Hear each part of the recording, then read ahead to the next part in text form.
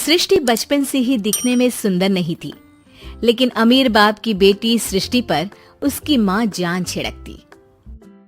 मेरी बेटी कितनी प्यारी है, भगवान सबको सृष्टि जैसी बेटी दे। सृष्टि धीरे धीरे बड़ी होती है। एक दिन सृष्टि की सहेली कहती है, तू दिखने में कितनी अजीब सी है, लेकिन मैं जानती हूँ हम सब में सबसे अच्छी शादी तो तेरी ही होगी। तेरे पापा अमीर जो हैं। और बता नहीं सकते यार, दहेज तो हर कोई देता है, ये क्या ज्यादा ले जाएगी अपने पति के लिए? अरे बड़े शहर में कोठी है इसके पापा की। अरे पापा की है ना, कौन सी इसकी है? इसकी होती तब तो कोई भी लड़का इससे शादी कर लेता। अरे पापा की मतलब पापा की है तो मेरी ही है ना? किसने कहा? अब तेरी तो तब होगी ना जब तेरा भाई ना हो। वैसे भी शादी के बाद सारी प्रॉपर्टी भाई के नाम होती है। सृष्टि समझ जाती है कि उसे किसी भी हालत में माँ बाप की सारी प्रॉपर्टी को अपने नाम करना है, लेकिन कैसे? एक दिन सृष्टि का भाई शीनू कहता है, बहन क्या कर रही है? तुझसे एक बात करनी है। अरे हाँ हाँ करना, मैं तो तेरी बहन हूँ। बहन मेरी लाइफ में ना एक लड़की है, बहुत अच्छी है। मैं सोच रहा हूँ माँ और पापा से बात करूँ शादी के लिए। सृष्टि को समझ में आ जाता है कि भाई की शादी होते ही भाभी उसे एक दिन भी घर में बर्दाश्त नहीं करेगी। क्या बात है भाई, बताना कौन है वो? यार वो बहुत अच्छी लड़की है, पढ़ी लिखी है, मेरे साथ जॉब भी करती है। बस एक प्रॉब्लम है। प्रॉब्लम? क्या प्रॉब्लम है भाई? यार वो शादीशुदा है, लेकिन उसके पति ने उसे सिर्फ इसलिए छोड़ दिया क्योंकि उसके माँ बाप दहेज नहीं दे पाए। सृष्टि ये सुनकर न जाने क्यों खुश हो जाती है।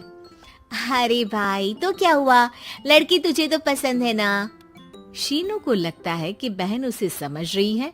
वो इस बात से अनजान होता है कि उसकी बहन की मंशा पूरा घर हड़पने की है। सृष्टि अपनी माँ से कहती है, मम्मी मुझे तो बहुत चिंता है। पता है शीनू क्या कर रहा है? अरे क्या कर रहा है? वो तो काम पर जाता है और वापस घर आता है। नहीं ना माँ, वो यही तो नहीं कर रहा, बाकी सब कर रहा है। आपको पता है उससे प्यार है, और वो भी एक शादीशुदा लड़की से। ये क्या हो गया? मैं सोसाइटी में क्या मुंह दिखाऊंगी? अरे तेरे पापा तो यही कहेंगे कि मैंने ही उसे बिगाड़ दिया है। माँ देखो, मेरी बात मानो, पापा पर भी विश्वास करने की जरूरत नहीं है। अब आप ही बताओ, पापा इतनी देर घर के बाहर रहते हैं क्यों? बोलो। अरे बेटा वो तो नौकरी करते हैं ना। तू बहुत भोली है माँ। पापा का ऑफिस तो 7 बजे खत्म हो जाता है, लेकिन देखो कितनी देर से आते हैं। अरे नहीं नहीं बेटा, ऐसी कोई बात नहीं है। सृष्टि माँ को एक औरत से बात करते पिता की फोटो दिखाती है। देखो माँ कैसे हैं पापा, मैं ना कहती थी कि पापा सही नहीं है। मैं तेरे पापा से बात करूंगी, दे फोटो मुझे। ओ माँ, वो तो डिलीट हो गई। लेकिन चल, तूने तो देख लिया ना। पापा से बाद में बात कर लेना, और हाँ मेरा नाम बिल्कुल मत लेना। हाँ माँ। अब क्या था, सृष्टि के माँ और पिता के बीच झगड़ा होना शुरू हो जाता है। सृष्टि के मन में क्या चल रहा था कोई नहीं जानता था। एक दिन माँ, सृष्टि के लिए एक लड़का देखा है, वो लोग शाम को उसे देखने आने वाले हैं। और हाँ माँ, एक खुशखबरी, मैं और पापा मिलकर एक नया बिजनेस ट्राई कर रहे हैं। शाम को लड़का आता है, सांवले रंग का। सृष्टि को तो बिल्कुल भी पसंद नहीं आता। लड़की की माँ कहती है, लड़की का चेहरा तो कोई खास नहीं, लेकिन अगर मेरे बेटे को आप लोग सेटल कर दें तो मैं उसकी शादी आपकी बेटी से करवा दूं। सृष्टि को लड़का बिल्कुल पसंद नहीं था। उसे भाई पर गुस्सा आ जाता है। लड़के वालों के जाने के बाद कहती है, माँ देखा शीनू मेरे लिए कैसा लड़का लेकर आया, न दिखाने लायक न सुनने लायक, सेटल भी नहीं, वो भी हम करे।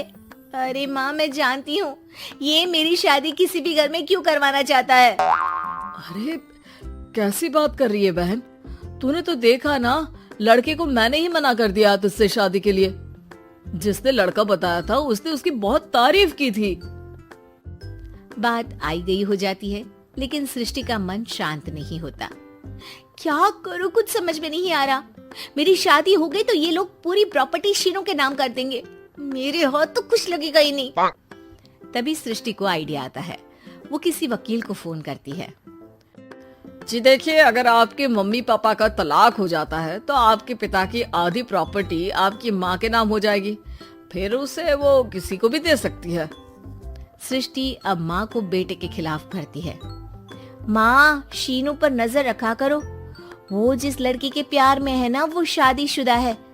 यहाँ आएगी, सारा पैसा, रुपया, जमीन, जायदाद सब हड़प लेगी। पापा का भी हाल तुमसे छुपा नहीं है। ऐसा ना हो कि मैं और आप एक दिन सड़क पर भीख मांगे। हे भगवान, मैं तो जीते जी मर जाऊंगी अगर ऐसा हो गया तो। ऐसा हो गया नहीं माँ, ऐसा ही होगा। अभी समय है, आगे का सोच लो। मैं तो कहती हूँ पापा से आधी प्रॉपर्टी लेकर अलग हो जाओ। पापा की आधी प्रॉपर्टी भी हम लोगों को अगर मिल जाती है ना तो अगले 7 जन्म सफल समझो। बेचारी माँ बेटी के कहने पर पति से तलाक लेकर अलग हो जाती है। सृष्टि अब पैसों से गाड़ी और अपने दूसरे महंगे शौक पूरे करने लगी। उसके दोस्त भी उसके पैसे इस्तेमाल करते। सृष्टि, कल तुम कहाँ थी? मैं सारा दिन घर पर अकेली थी। तो मैं क्या करूं? मैंने ठेका तो नहीं लिया है ना तुम्हें संभालने का। माँ को सृष्टि से ये उम्मीद नहीं थी। वो बैठकर रोने लगती है। वहीं उसका पति यानी कि सृष्टि के पिता आ जाते हैं। मैं जानता था कि तुम्हारा यही हाल होगा, तो आपने मुझे रोका क्यों नहीं? मैं रोकता तो तुम रुकती क्या? सृष्टि के कहने पर तुमने मुझ पर अपने बेटे पर शक किया, लेकिन तुम ये भूल गई कि कैसे हम दोनों ने मिलकर जीवन में इतना सब खड़ा किया। माँ पति के गले लग जाती है। मुझे माफ कर दीजिए, मैंने आपकी कमाई का एक बड़ा हिस्सा गवा दिया। कोई बात नहीं, तुम साथ हो तो मैं ऐसी 7 प्रॉपर्टी खड़ी कर दूंगा। तभी वहाँ सृष्टि आ जाती है रोते हुए। माँ, मयंक ने मुझे छोड़ दिया। वो बोल रहा था जब तक मेरे पास पैसे थे तब तक ही वो मेरे साथ था। पापा, माँ, मुझे माफ कर दीजिए।